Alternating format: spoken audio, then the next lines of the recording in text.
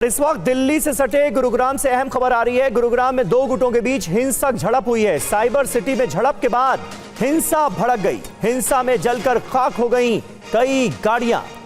तो दिल्ली से सटे गुरुग्राम से अहम खबर है। साइबर सिटी में इतनी जोरदार झड़प हुई है कि इसके बाद हिंसा भड़क गई। ये तस्वीरें आप देखिए किस तरह से कई गाड़ियों को आग के हवाले कर दिया गया है। कई गाड़ियां जलकर खाक हो गई हैं। गुरुग्राम में दो गुटों के बीच हिंसक झड़प ने कितना गंभीर रुख अख्तियार कर लिया, इसका अंदाजा आप इन तस्वीरों को देखकर लगा सकते हैं। गुरुग्राम का साइबर सिटी इलाका, यहां पर झड़प के बाद जबरदस्त हिंसा हुई है। हिंसा में जलकर खाक हो गई हैं कई गाड़ियां।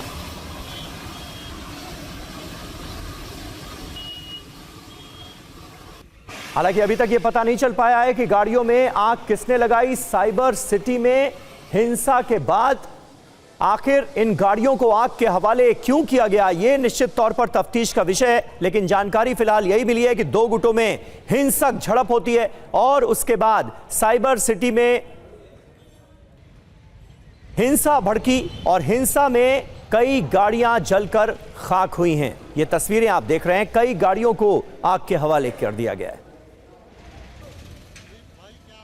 और आइए बात करते हैं सीरिया में हुए बहुत बड़े हमले की। सीरिया में भूकंप बम का अटैक, ये खबर क्या है तफसील से आपको बताएंगे।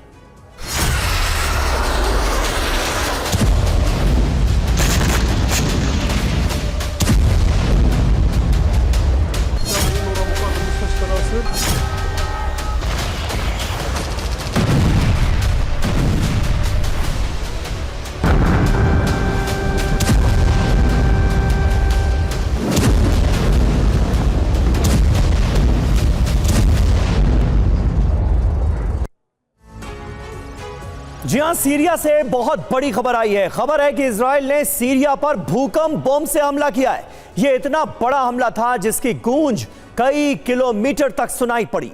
इस हमले की एक एक डिटेल आज आपके सामने रखेंगे। उधर सीरिया और इजराइल में सीधी जंग का खतरा मंडरा रहा है। दोनों देशों में आर पार की जंग शुरू हो सकती है। पहले बात इजराइल के सीरिया पर अटैक की करते हैं। अहम खबर है, सीरिया में इजराइल का बहुत बड़ा हमला हुआ है। पोर्ट सिटी टार्टस में भूकंप बम से हमले की खबर आ रही है। इजरायली बमबारी के बाद भूकंप जैसा एहसास हुआ। टार्टस में इजराइल ने किया बहुत बड़ा धमाका।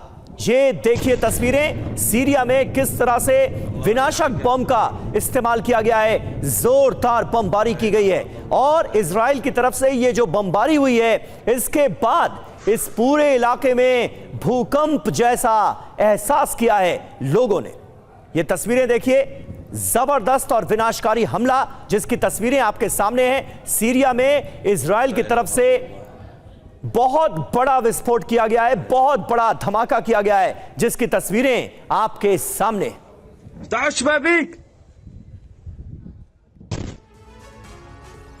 और टार्टस में सीरियाई सेना के ठिकानों पर यह जोरदार हमले हुए हैं। इजरायली हमले में हथियार डिपो भी पूरी तरह से तबाह हो गया। सीरियाई सेना के गोला बारूद डिपो को बनाया है इजराइल ने निशाना। इजरायली हमले में वेपन डिपो पूरी तरह से तबाह हो गया है। टार्टस इलाका जहां पर भीषण हमलों के बाद, जबरदस्त धमाकों के बाद धरती हिल गई।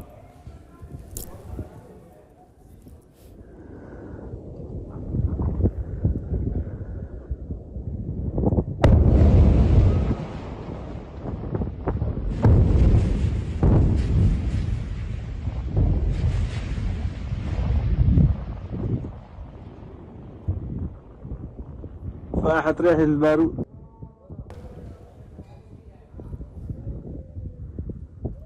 सीरिया के टार्टस में इजराइल का हमला हुआ है। इजरायली एयरफोर्स ने यह बड़ा अटैक अंजाम दिया है। हमले के बाद टार्टस में जोरदार धमाका हुआ। ऐसा लगा जैसे भूकंप आ गया हो।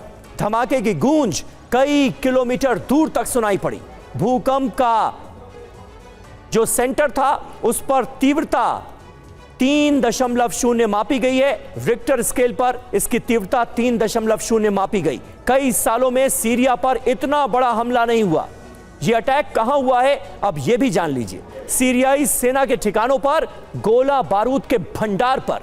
जी हां, हमले में कई वेपन डिपोज, हथियार डिपो तबाह हो गए हैं, यह खबर सामने आ रही है। जरूरी बात क्या है, सीरिया का पोर्ट सिटी है टार्टस, और अगर स्ट्रैटेजिक लिहाज से देखा जाए तो टार्टस को बहुत ज्यादा इंपॉर्टेंट माना जाता है। यह इलाका बहुत महत्वपूर्ण है और इसे इजराइल ने ताजा हमलों में बनाया है निशाना। तो सीरिया में एक के बाद एक ताबड़तोड़ अटैक्स रुकने का नाम नहीं ले रहे हैं इजराइल की तरफ से। आगे बढ़ेंगे। यूक्रेन रूस की जंग में दूसरे देशों की सेना का सहयोग हथियार और ट्रेनिंग के रूप में मिल रहा था, लेकिन यूक्रेन ने पहली बार एक ऐसा दावा किया है जो जंग को और ज्यादा भड़का सकता है। दावा है नॉर्थ कोरिया के सैनिकों की कुर्स्क के वॉर जोन में एंट्री का, जहां यूक्रेनी सेना का कब्जा है, और इसके प्रमाण के रूप में उत्तर कोरिया के सैनिकों का वीडियो जारी किया गया है। यानी युद्ध की स्थिति बदलने का प्रमाण देने की कोशिश हुई है। तो क्या वाकई जंग को विस्तार मिलने वाला है? इस रिपोर्ट में देखिए।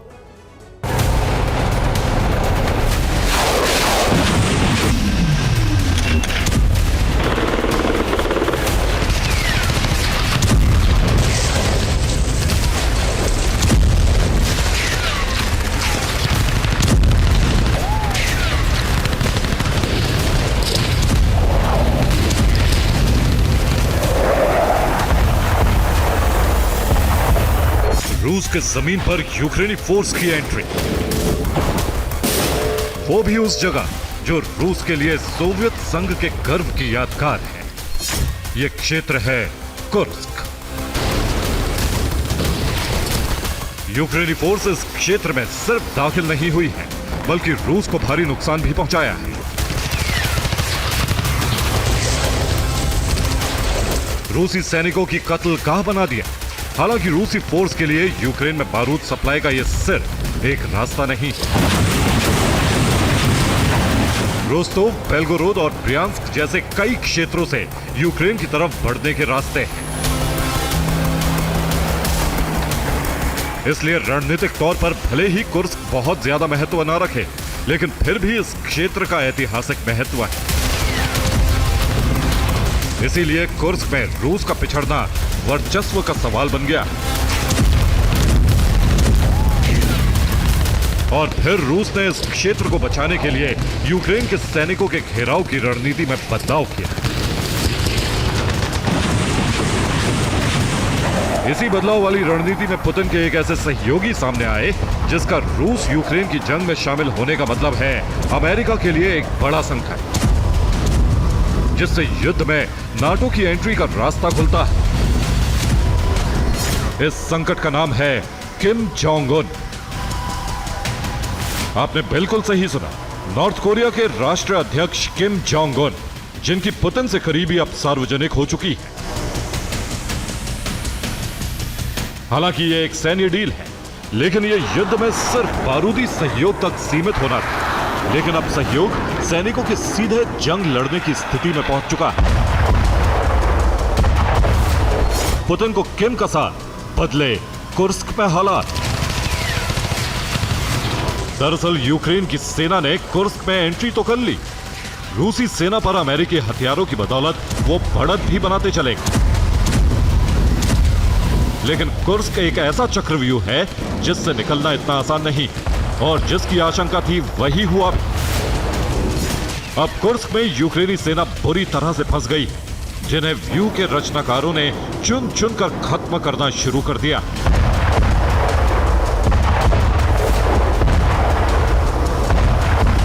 और इसमें मुख्य भूमिका है किम के सैनिकों की, जिसका खुलासा यूक्रेन के प्रेसिडेंट ज़ेलेंस्की ने किया।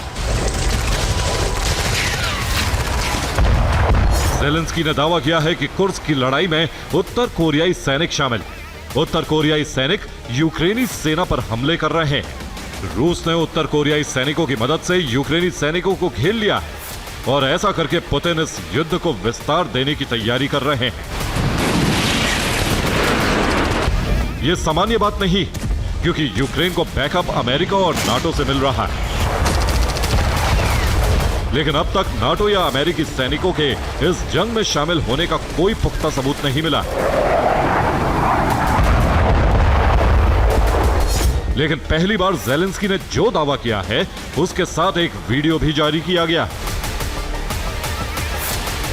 और वीडियो ये है जिसमें दावा किया जा रहा है कि रूसी सेना के साथ नॉर्थ कोरिया के सैनिक उन क्षेत्रों की तरफ आगे बढ़ रहे हैं जहां यूक्रेनी सैनिकों का कब्जा है और वो बर्फबारी का फायदा उठाकर उन पर हमला कर रहे हैं। यह वीडियो भी उसी कुर्स्क का है जिसमें आइस स्केटिंग करते हुए नॉर्थ कोरियन सैनिक रूसी सैनिक के साथ मिलकर आगे बढ़ रहे हैं और इन्हें बढ़त मिलने का कारण है उन्हें मिल रहे संसाधन। यह वीडियो भी उसी वॉर जोन का है जहां यूक्रेनी सेना के सामने उत्तर कोरियाई सैनिक रूसी फोर्स के साथ मिलकर उतरी और उन पर घातक हमले हो रहे हैं। हालांकि आशंका पहले से थी कि रूसी फोर्स को उत्तर कोरिया लगातार मदद दे रहा है, मिसाइल मेकिंग से लेकर टैंक और आर्टिलरी के गोले भेज रहा है, लेकिन जंग के लिए सैनिक भेजने का कोई प्रमाण नहीं था। और वो इसलिए क्योंकि पुतिन ने नॉर्थ कोरिया से 1 लाख सैनिकों की मांग तो की थी, लेकिन वो सभी इंजीनियरिंग विंग के थे जिनका इस्तेमाल तबाह हुए क्षेत्रों के पुनर्वास और इंफ्रास्ट्रक्चर को फिर से तैयार करने में होना था। लेकिन इनका इस्तेमाल अब युद्ध में हो रहा है और इसकी आशंका पहले से ही यूक्रेन को थी।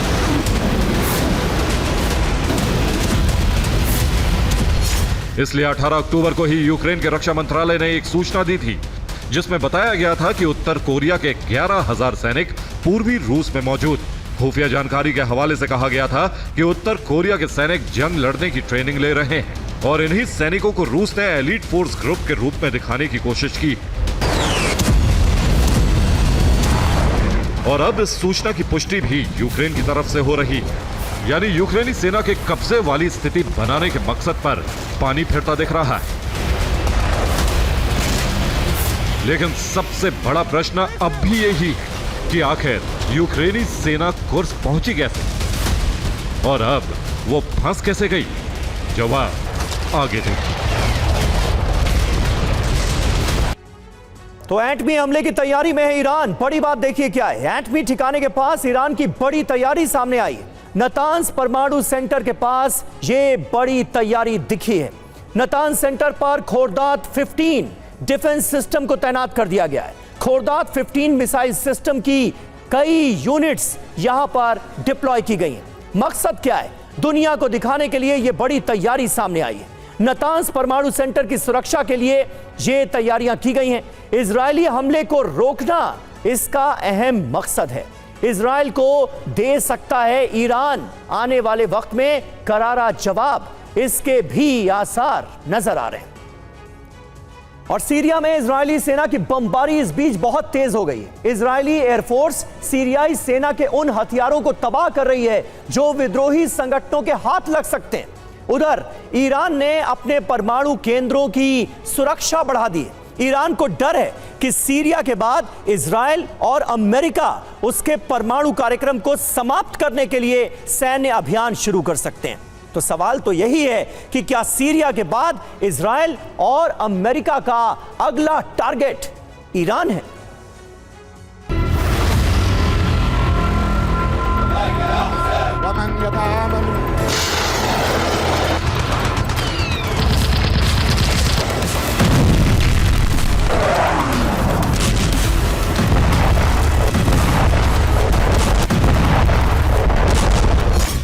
ईरान की चिंता इस वक्त बहुत बड़ी हुई है। तेहरान में मौजूद ईरान के सुप्रीम लीडर खामेनेई, ईरानी राष्ट्रपति मसूद पेजेशकियान और ईरान के सैन्य अफसर दहशत में।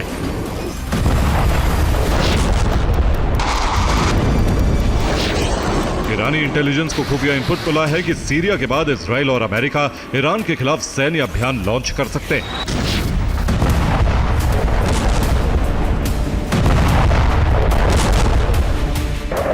ईरान इस खतरे को टालने के लिए कैसी तैयारी और तैनाती कर रहा है, यह हम आपको आगे बताएंगे। लेकिन ईरान में इस समय भय इसलिए व्याप्त है क्योंकि सीरिया में इजरायली वायुसेना उन इलाकों पर बमबारी कर रही है जहां सीरियाई सेना और IRGC के ठिकाने।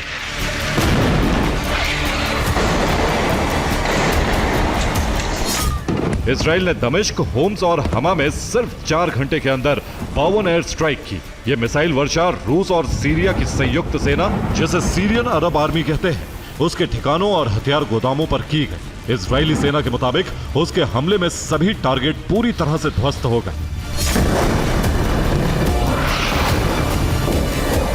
इजरायली एयरफोर्स इसी तरह सीरिया में हर उस प्रांत में हमले कर रही है जहां सीरियाई सेना के ठिकाने और हथियार डिपो।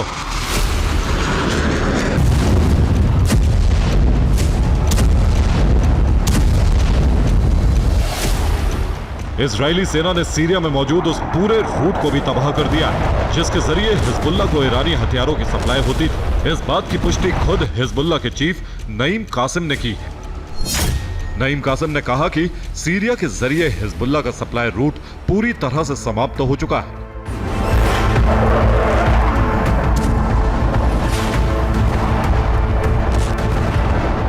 हथियार सप्लाई रूट ध्वस्त हो चुका है, लिहाजा हिजबुल्लाह के अस्तित्व पर अब तक का सबसे बड़ा खतरा मंडराने लगा है।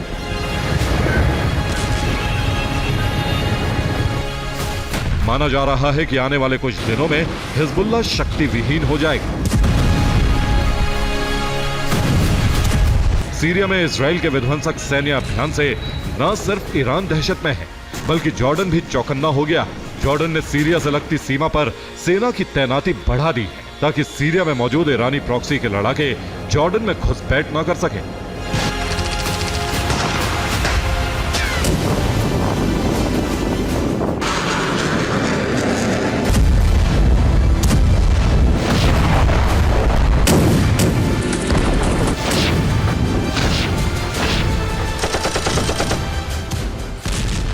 सीरिया के 3 टुकड़े होने और उन तीनों टुकड़ों पर 3 देशों का कब्जा होने की आशंका तब और बढ़ गई जब तुर्की के राष्ट्रपति एर्दोआन ने कहा कि आने वाले वक्त में सीरिया के कई प्रांतों पर तुर्की का कब्जा हो सकता है। साफ है कि तुर्की की मंशा भी सीरिया की जमीन को कब्जाने की है। उधर अमेरिका सीरिया में उन इलाकों पर कब्जा करता जा रहा है जिन इलाकों को रूसी सेना छोड़ रही है। यही वजह है कि सीरिया पर 3 देशों के कब्जे का खतरा बढ़ता जा रहा है।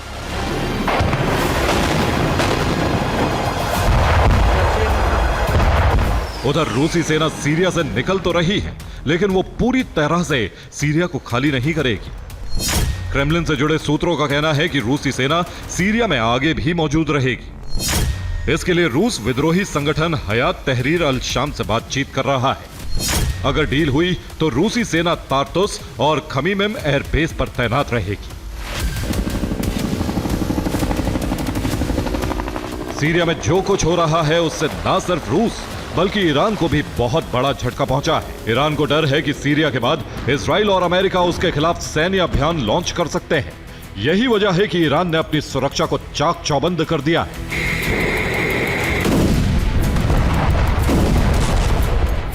ईरान अपने परमाणु केंद्रों को सुरक्षित बनाने में जुट गया है।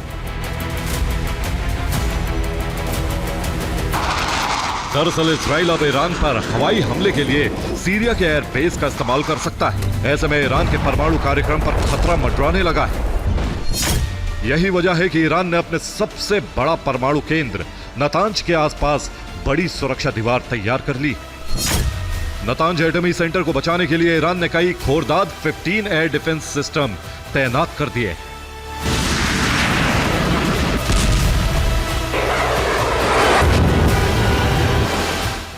लेकिन सच यह है कि अगर इजराइल और अमेरिका ने ईरान के परमाणु ठिकानों पर धावा बोला तो वो अपने एटमी मिशन की रक्षा कर पाएगा। इसकी संभावना बहुत कम है।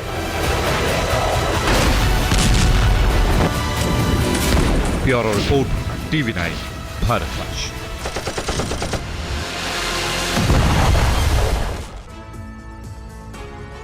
और इस बीच IAEA के हवाले से एक बड़ी खबर सामने आ रही है ईरान के बारे में। कभी भी एटम बम बना सकता है ईरान। ईरान के पास 1 दर्जन एटम बम बनाने की क्षमता है। तेजी से अपने यूरेनियम भंडार में इजाफा कर रहा है ईरान, ये कहा है IAEA ने।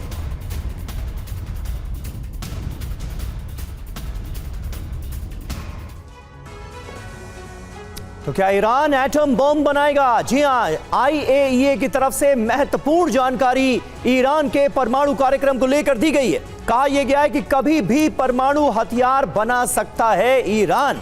अभी 12 परमाणु हथियार बनाने में सक्षम है ईरान, यह कहा गया है। यानी किसी भी वक्त वो 12 परमाणु हथियारों को रेडी टू मोड में कर सकता है। काफी तेजी से बढ़ा रहा है यूरेनियम भंडार ईरान अपना।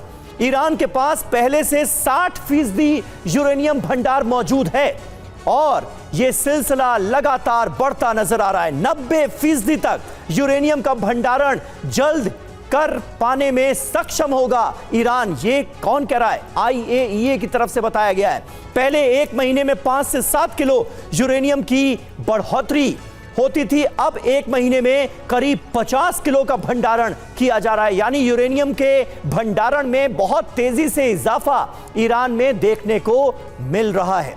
अब खबर दूसरे वॉर फ्रंट यानी रूस यूक्रेन वॉर फ्रंट से। ज़ेपोरिजिया में रूस के रॉकेट फोर्स ने तबाही मचा दी है। MLRS से यूक्रेनी ठिकानों पर बारूदी बौछार कर दी गई।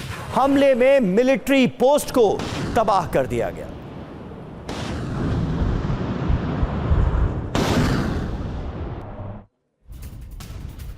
और वहीं यूक्रेन ने चेचनिया की राजधानी पर हमला किया है। ग्रोजनी में किए गए ताबड़तोड़ हमले, रूस को इन हमलों में भारी नुकसान हुआ है। ये तस्वीरें आप देखिए किस तरह से ग्रोजनी को निशाना बनाया गया, यहां पर ताबड़तोड़ अटैक किए गए। यूक्रेन ने दरअसल चेचनिया की राजधानी को इस बार बनाया है निशाना।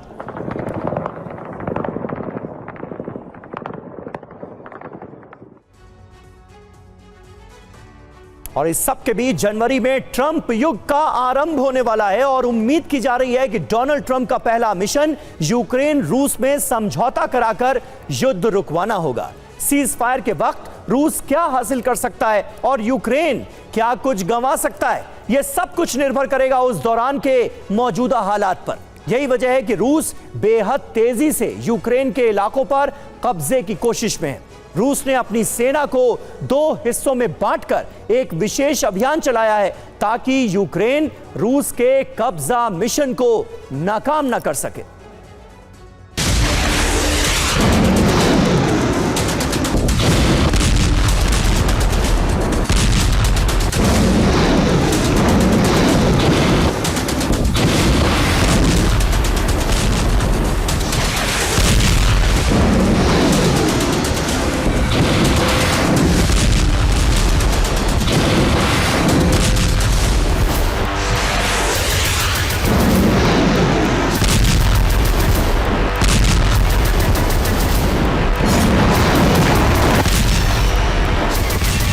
ये रूस के मिशन दिसंबर का असर है। ये रूसी सेना को मिले अल्टीमेटम का असर है।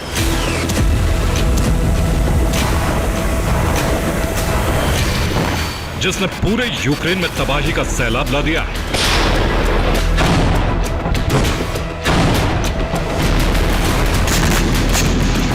एक साथ रूसी फौज ने कई मोर्चे पर यूक्रेनी सेना को कुचलने का अभियान शुरू कर दिया है। लेकिन सबसे अहम है डोनेत्स्क।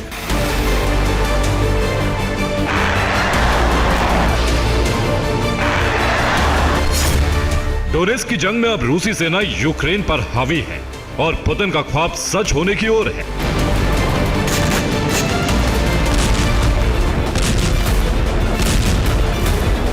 पोक्रोवस्क में रूस ने खुद को विजेता घोषित कर दिया।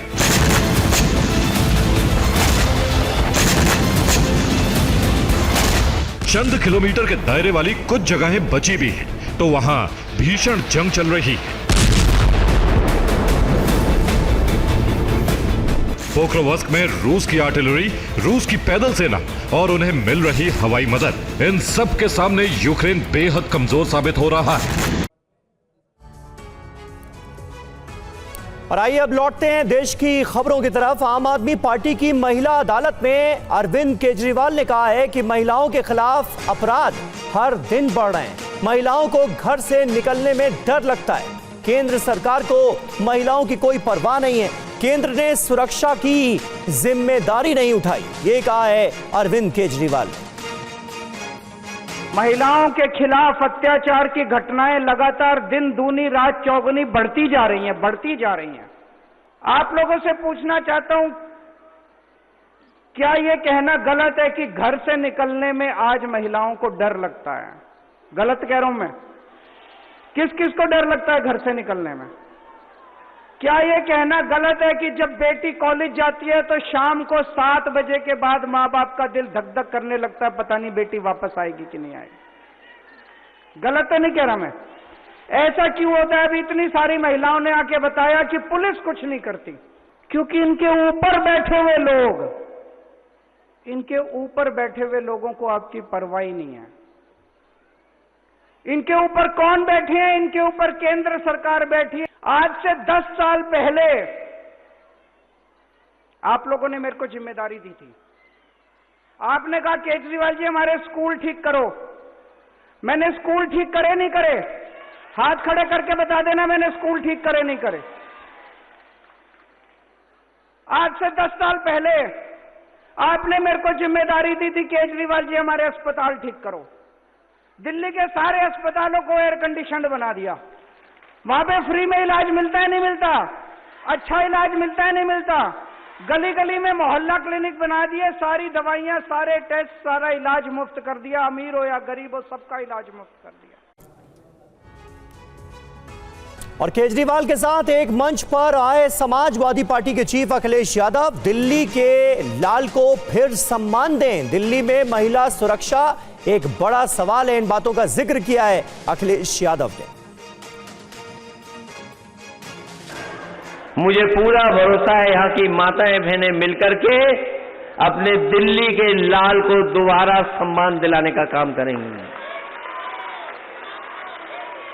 और जहां पर माताओं बहनों का साथ मिल जाए, जहां पर हमारी बहनों का साथ मिल जाए, उस पार्टी का कोई मुकाबला नहीं कर सकता है।